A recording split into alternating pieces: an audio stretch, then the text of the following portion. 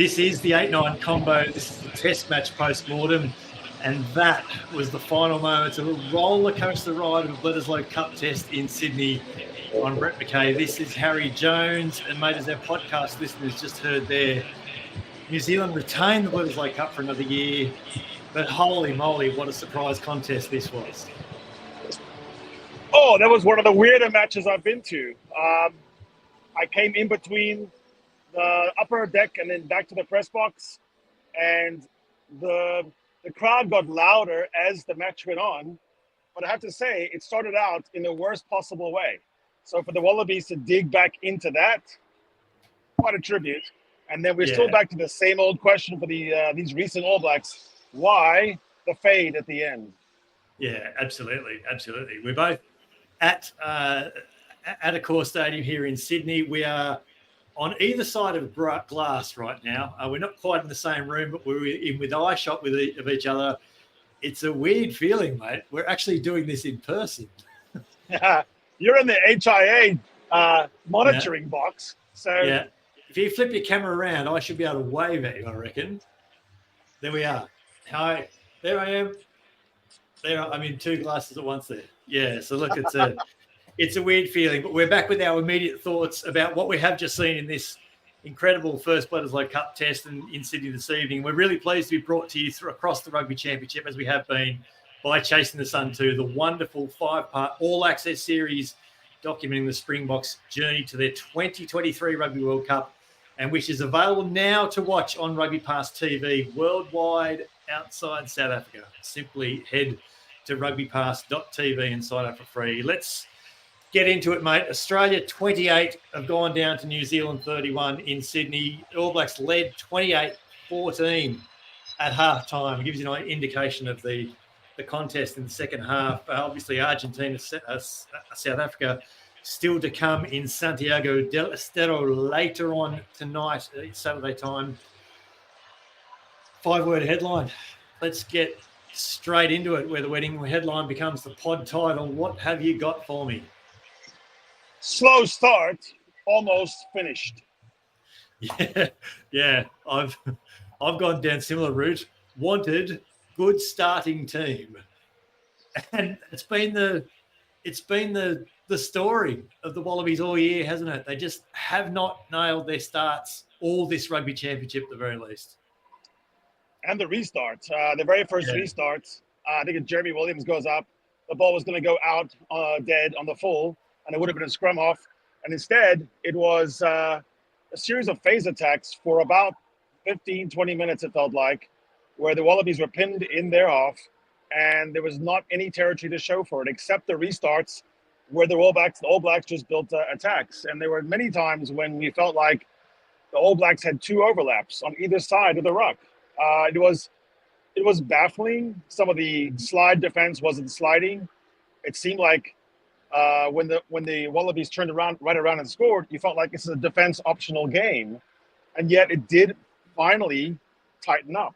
But I also said at the off, I said to people around me, I think 28's enough to win it, and it almost was because the Wallabies came back in 28. So it's one of those adages in Test rugby is you cannot start that badly.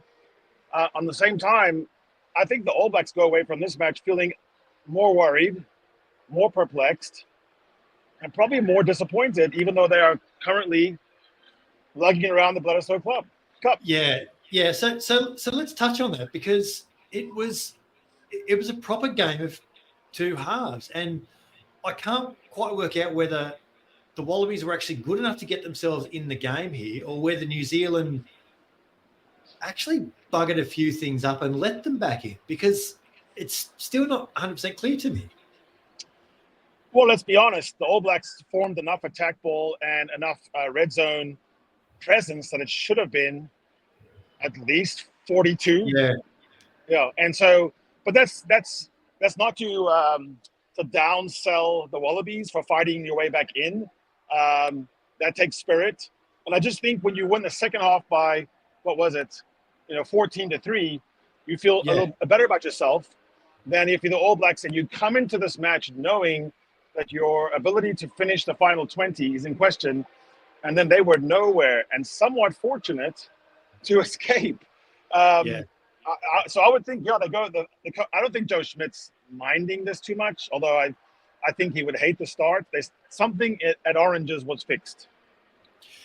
Yeah. It was an incredible fight. I mean, New Zealand had 3 tries disallowed for various different reasons. Australia buggered a couple up as well with a few knock-ons and forward passes and things like that. So, I mean, it could have been a really high-scoring game. What worked well for New Zealand in this game tonight? So in the start, there was pressure that never was relieved. Even when there was a let-off, they just kept it on. The particular setup with Cortez Raitema at 9 looked better than when TJ Perenara came on. There was also not much punch with ALB coming on again.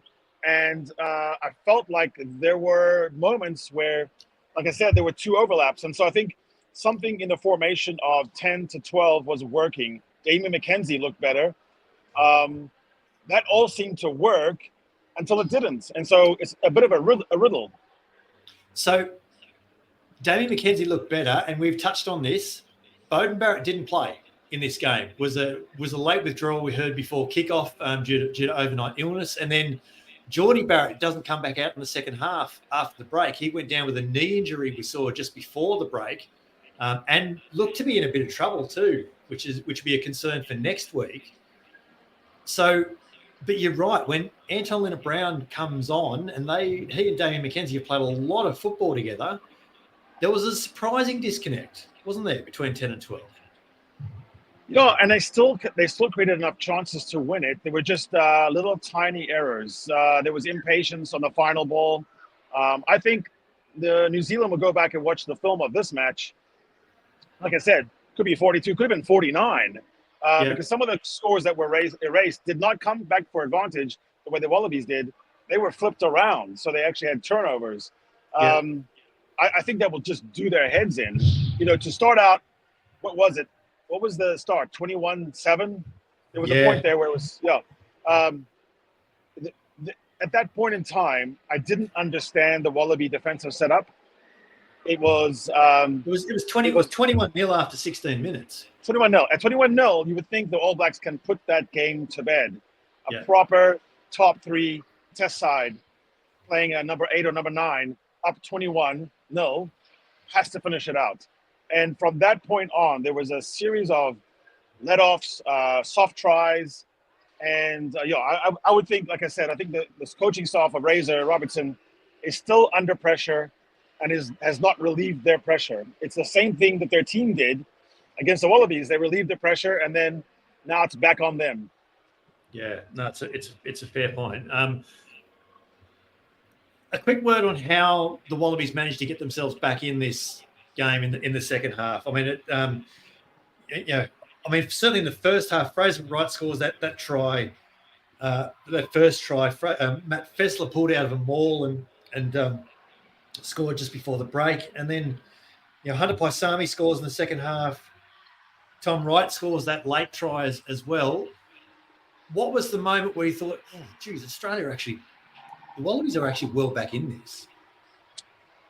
It was actually when they went for poles to go 3 scores up. It felt like if they had really believed in themselves, they would have done all black ball and gone for the 7, or at least 1 penalty advantage and got some cards. Instead, it was them getting carded, and the lead came back to a 2 score and then a 1 score. So in the end, it felt like the bloody mindedness, we've been talking about this all season, the bloody mindedness, the ruthlessness of the All Blacks was not apparent. If you give Ireland or the Springboks a 21-0 lead, they're going to put that game to bed. There's also that specter that the All Blacks had is they don't believe in their bench. They don't believe in strategic introduction of the bench. The bench seems to be kind of an afterthought.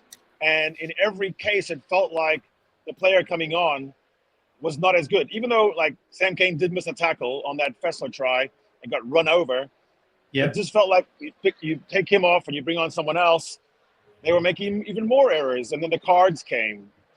I would imagine that if there's one thing they will point to is those cards, though, because that game became so much closer because of the cards. It just felt like down at the end, and even with this final scrum, you wondered about the ability to do the reversal, and I was waiting for the reversal. That would have been the next plot twist, was a scrum penalty. Yeah. That's why in front of us you saw no one left. I mean, very few people left. Yeah. I just want to go back to the bench because I was actually taking note of that in this game. And at halftime, Ethan de Groot came off, and it was his first game back for a while, so that wasn't overly surprising. But early in the second half, Joe Schmidt swapped, brought off. Taniela Tupou came off in the 44th minute. Angus Bell came off in the 50th. Matt Fessler in the 53rd. And then followed that with Nick Frost in the 56th. So in the space of 10 minutes, he replaced all front row and a line-out forward as well. New Zealand didn't make another change up front until the 62nd minute. That was when Cody Taylor came off. And then wasn't until the, where are we here, 70th minute that Tyrell Lomax went off. So that's 3 games in a row now, I think, that Tyrell Lomax has gone deep into a game. So the question there is the New Zealand front row stocks as deep as we think? Yeah, I'm wondering whether it's just a matter of not believing in their talent to go deep, or if there's something more strategic, like they think they have an advantage. Yeah. But it's not working. Whatever that theory is behind it, it's been tested in about 4 or 5 lab experiments now. And the only bench player who's made any impact at all this season has been Beauden Barrett from 23. Everyone else seems to have been chucked in there. Whereas I think you saw Lukan Salakaya-Loto, and he made serious impact. I mean, really played well in that spurt of energy that got the Wallabies back in. So I think, I think what worked for the Wallabies is timely and coherent substitution patterns. Yes. And until the All Blacks figure that out, they're going to be struggling to finish out games. Yeah. It's very apparent for me tonight that and Schmidt went to his front row bench earlier. He's definitely gone earlier in this game than he has in past, and there was just a lot more bench impact across the board, across all 8 players off the bench. There was more. We've sort of touched on restarts as a big one. What else did you not like from the Wallabies tonight? Missing first-time tackles. It did get done because I feel like the All Blacks conditioning is suspect this year. So I think it was harder to burst through tackles, but there was about 22 or so missed in the first half. And they were not 20, the kind of missed tackles that you like. Sometimes you like a missed tackle because you were behind enemy lines and you were forcing errors. These were in space, got to make the tackle, didn't make the tackle, creating overlaps.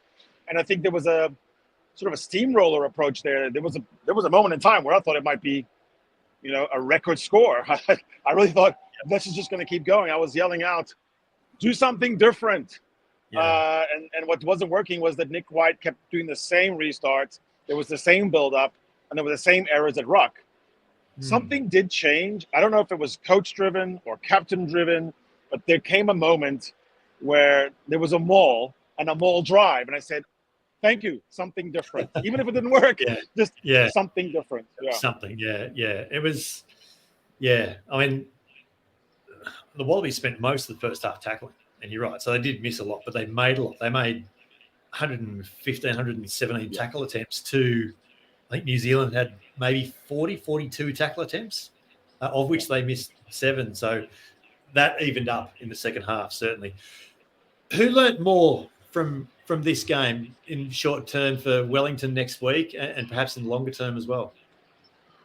So I watched you. I've never watched you watch a game before, and I saw you taking copious notes. And I was imagining Joe Schmidt taking copious notes along the lines of what you were doing, and maybe his people too. I thought the Wallabies learned more. I thought the Wallabies learned more about how to contain and play a tighter game. The tighter approach worked better. It is no use at all trying to play I score 1, you score 1, you have an overlap, I have an overlap. The All Blacks will play All Blacks ball better than the Wallabies will play it, even if the Wallabies can play it about, as good as anyone else, but it's still the All Blacks kind of style. The reason why I don't say the Razor would have learned that much is because he hasn't shown an ability to learn why he loses or why he almost loses. He seems to be stubborn which can be one way new coaches do it. Other one, you don't want to show weakness, and I know that too. You're a new coach, you don't want to too much, but I think there needed to be adjustments. And I'm worried that he is digging in because he's not used to losing and doesn't know how to understand losses very well. Do you think that's possible? I mean, coming from Crusaders, 7 consecutive titles, maybe he just doesn't know how to analyze losses. Yeah, and again, we've sort of touched on this in the last few weeks, is that he's really in unfamiliar territory here right now, isn't he? He doesn't appear to be learning from his mistakes, which is really interesting in itself, because you would think someone that is so ingrained with success would be really conscious of that. And we haven't seen a lot of evidence of that yet, which makes the turnaround for next week in Wellington really intriguing about this contest now, because I agree with you. I think the Wallabies take a lot out of this game. They can go to Wellington with actually a fair amount of confidence, I think, because they know that they can open the All Blacks up. They know that they can and did find some defensive seams between midfield and the forward pack where they did split them open. Even if they know that New Zealand will correct a few of those, I think they'll see Wellington next week as a big opportunity. Look, when you lose a game, but you won the second half 14-3, and you know that if you kept playing for 10 more minutes, you would have won by 10. You always want to play the next. You want to go, let's play right now.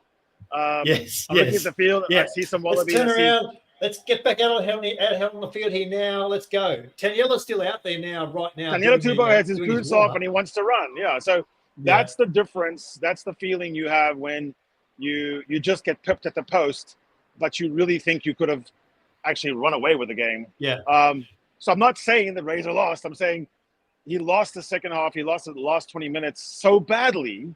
Yeah. And so repetitively after Cape Town, to Johannesburg, after almost doing it to England twice, that we just don't see the evidence that he's able to structurally and fundamentally shift the way he introduces new energy, positioning, doesn't seem to be able to take that onslaught. And I actually think, just looking at the players, it looked to me the All Blacks were gassed in Cape Town. They were not loving it in Johannesburg, and they didn't seem to be too comfortable in Sydney in the final 20. Yeah. I'm not sure New Zealand would want to keep playing this right now. I can still see a couple of All Blacks down there with friends and family, just, down there in that spot over your left shoulder. So, the Wallabies may well want to keep playing, but most of those guys weren't even in the 23. I see Mark Talea. No, but I can see Caleb Clark. Caleb Clark is still down there, and I'm sure I can see Rieko Ioane down there as well. Yeah, sure. So anyway, we're getting off track there. Can I just go back a couple of minutes there ago where you said, and I want to have a chuckle at the fact of the notion of you saying that the All Blacks play All Blacks ball as good as anyone else? Oh, sorry, I meant the Wallabies. If you had someone to mimic the All Blacks, the Wallabies might be your best bet, but it's still All Blacks light in the end. So you're better off, making the All Blacks play badly is always the best strategy, better than saying, I will do more line breaks than you. It's fool's gold. Yeah, because Tom Wright had several chances and he just wasn't used to them, couldn't finish them off. There were several positions where you just think, Paisami just get in a different slot, or Kellaway just run in instead of out. And those things, they can be corrected. Whereas to me, a lack of conditioning or lack of belief in your bench is very difficult to turn around in a week. There was a couple of those moments where I thought, and you mentioned them, like Marika Korombete almost didn't know how to support a Tom Wright line break because he'd almost never been in that situation before. We've just opened up the All Blacks out wide from a set play, and where do I need to be for that? It was almost like they'd never rehearsed that before. So there was a few moments like that. Do you think this is a game where Joe Schmidt says to them on Monday or Tuesday, boys, finally, this is what I'm talking about. This is where the cogs are starting to work for us in our favour? Hey, when you're losing, coach, when you lose a match, you have to give a story that tells your team you could have won it. This is not a difficult story to tell. They could have won it. he also will have the chastening message of, and we could have been buried at 40. So let's not get too ahead of ourselves either. The truth is, Wallabies are going to have to start so much better to be in the picture. Yeah. But the truth also is, no one needs to go on the field thinking they're outmatched. There's not one. There was a lot of stories out there. There's someone running a story about only one Wallaby would make a composite team. I mean, that's just facile. These things are developed by games on the field.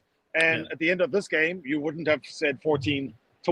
You wouldn't have done that. So, no, that's just silly. And so I think, no one in the Wallabies needs to be worried about playing next week. What they need to be worried about is finishing their own breaks. And on the defense side, this slide is giving me a hernia. Like, I don't see I don't see how it works. It's sliding to nowhere. It's a slide rule. It's a sliding scale. It's got nothing. You're not forcing the attack to make decisions quick enough or uncomfortably enough. When there was a moment where New Zealand pressed up in a mini blitz, there was a lost ball and they scored. And then there was 2 scores where it just seemed like the defense parted like the sea.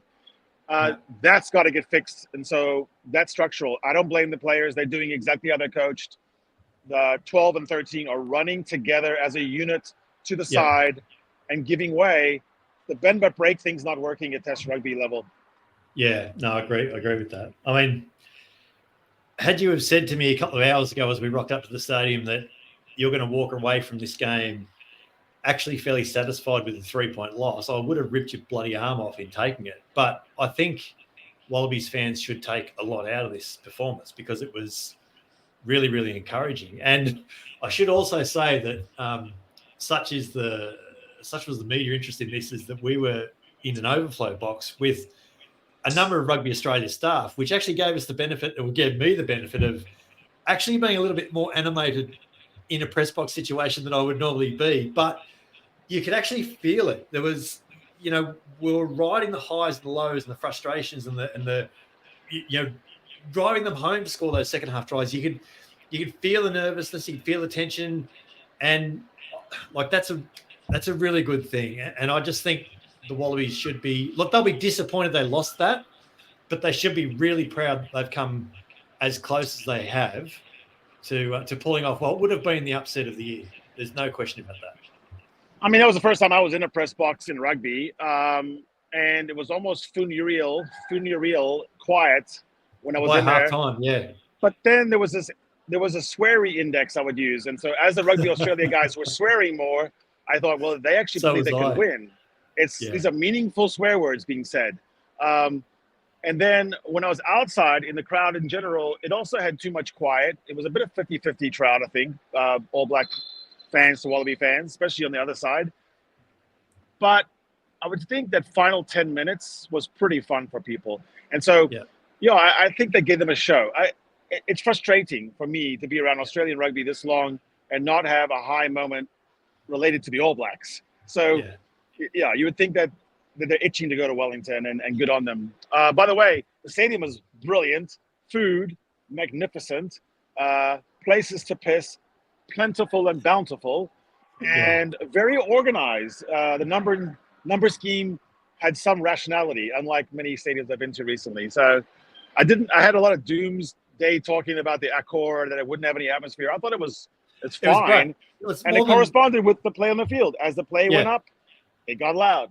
It was great. More than 68,000 here for the test, which is a fantastic turnout. It was a fantastic atmosphere, and I now can't wait for Wellington next weekend. I think it's going to be a fantastic performance, a fantastic match. I'm really, really looking forward to it. But, mate, I think we call it a wrap on this, the first Bledisloe Cup edition of the Test match post-mortem. It's time for a beer, I think, and with that, our service to Bledisloe Test Rugby is done. What have you made about watching a game of rugby together?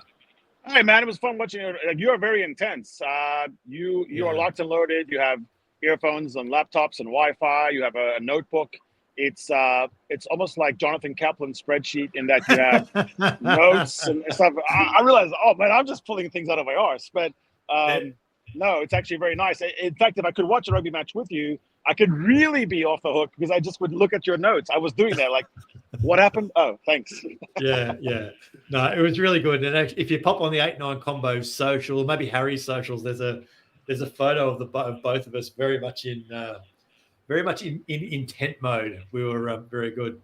That's the voice of the 8-9 combo down there. Is the voice of the 8-9 combo. It is. Tell us what you think at the 8-9 combo and all the socials. Leave your thoughts in the comments section right here on the 8-9 YouTube channel. Or tell Harry and I on the socials in our usual places as well. Make sure you've liked and followed and subscribed on your pod platform of choice and YouTube right now, and you'll definitely get every episode as soon as it drops.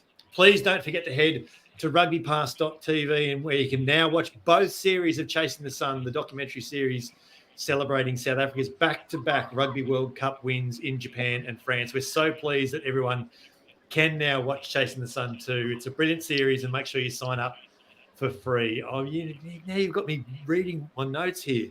This is the test match post-mortem from the 8-9 combo, the short side set piece combination you didn't realise you needed, coming from the podcast double act you already had. I'm Brett McKay. There's Harry Jones. And we'll be back in your ears with New Zealand Herald chief sports writer Liam Napier this week. Come play with us. Bye.